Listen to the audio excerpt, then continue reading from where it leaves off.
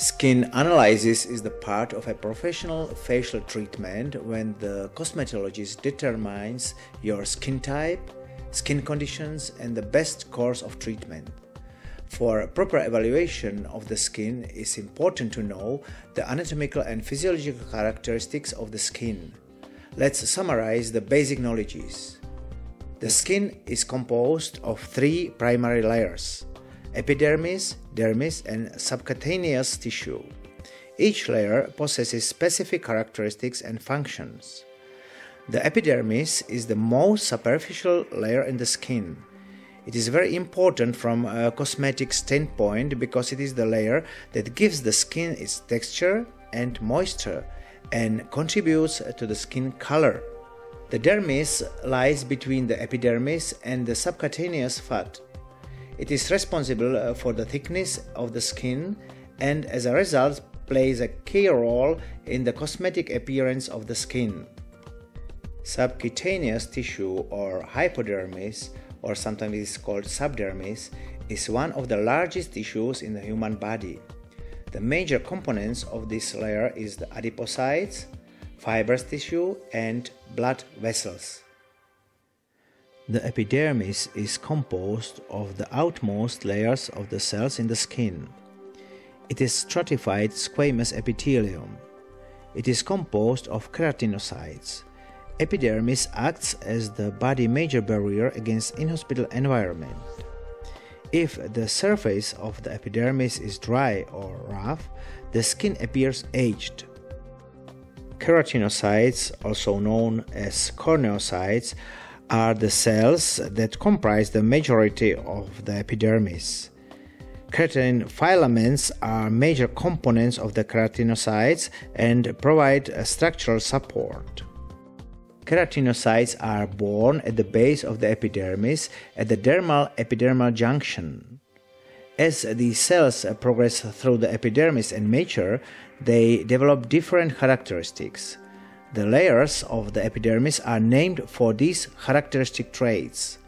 For example, as mentioned, the first layer is the basal layer because it is located at the base of the epidermis. The next layer is referred to as the spinous layer because the cells in this layer have prominent spiny attachments called desmosomes. The next layer is the granular layer, named so because these cells contain visible keratohyalin granules. Translucent layer, often called also clear layer, is only in palms and soles. The last, outmost layer is the stratum corneum, a condensed mass of cells that have lost their nuclei and granules. The stratum corneum is covered by a protein material called the cell envelope, which aids in providing a barrier to water loss and absorption of unwanted materials. The dermis consists of connective tissue and cushions the body from stress and strain. It is connected to epidermis through basement membrane. Structural components of the dermis are collagen, elastic fibers called elastin, and extrafibrillar matrix. The thickness of the dermis varies over different parts of the body and the size doubles between the ages of 3 and 7 years and again at the puberty. With aging, the basic layer decreases in thickness and moisture. Dermis contains mechanoreceptors that provide sense of touch and heat, hair follicles, sweat glands, sebaceous glands, apocrine glands, lymphatic and blood vessels. Collagen imparts durability and resilience of the skin. It has been the focus of much anti-aging research and target of several skin products and procedures. Resurfacing techniques such as the CO2 laser and dermabrasion are intended to change collagen structure, thereby improving skin texture. Various forms of collagen are injected into the dermis to replace damaged collagen and to reverse the signs of aging. Finally, topical retinoids have been shown to reduce the collagen damage that occurs because of sun exposure. Elastic fibers represent one of the essential components of the extracellular matrix of connective tissue. They confer resilience and elasticity to the skin as well as other organs. In contrast to collagen fibers, elastin fibers are present in the dermis in various levels of maturity. Elastin is fascinating, and although much is known about it, its relevance in cosmetic dermatology is unclear. It seems certain that collagen, hyaluronic acid, and elastin bind each other covalently and make up a three-dimensional structure that is impaired in aged skin. There is a commonly held belief that these three components must be increased in order to give skin a younger appearance. The subcutaneous tissue is the lowermost layer of the skin. It is used mainly for fat storage. The major components of this layer are adipocytes, fibrous tissue, and blood vessels. It is estimated that this layer represents 9 to 18% of body weight in normal weight men and 14 to 20% in women of normal weight.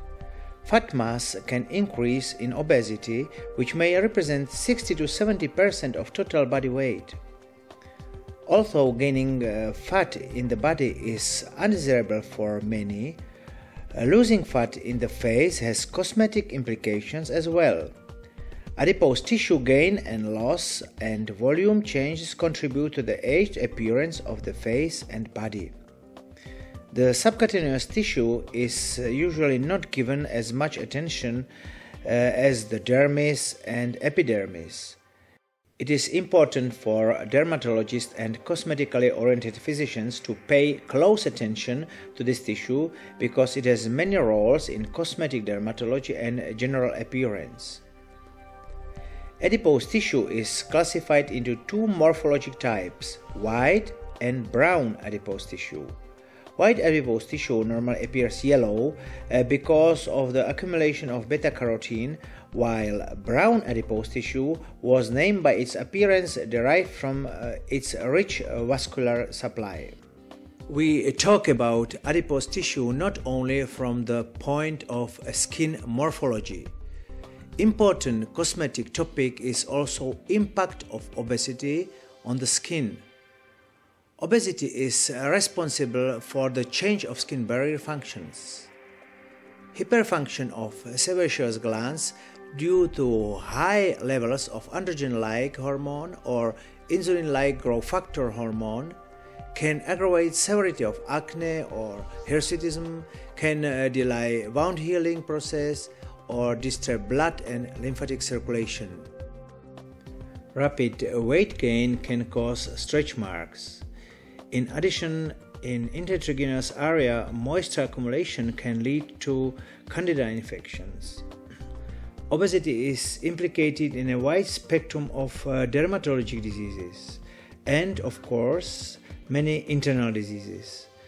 Adipocytes and subcutaneous tissue are important subjects to which the cosmetic dermatologist should pay attention. They are cosmetic concerns related to both excess and loss of fat, for which the patient will seek cosmetic intervention.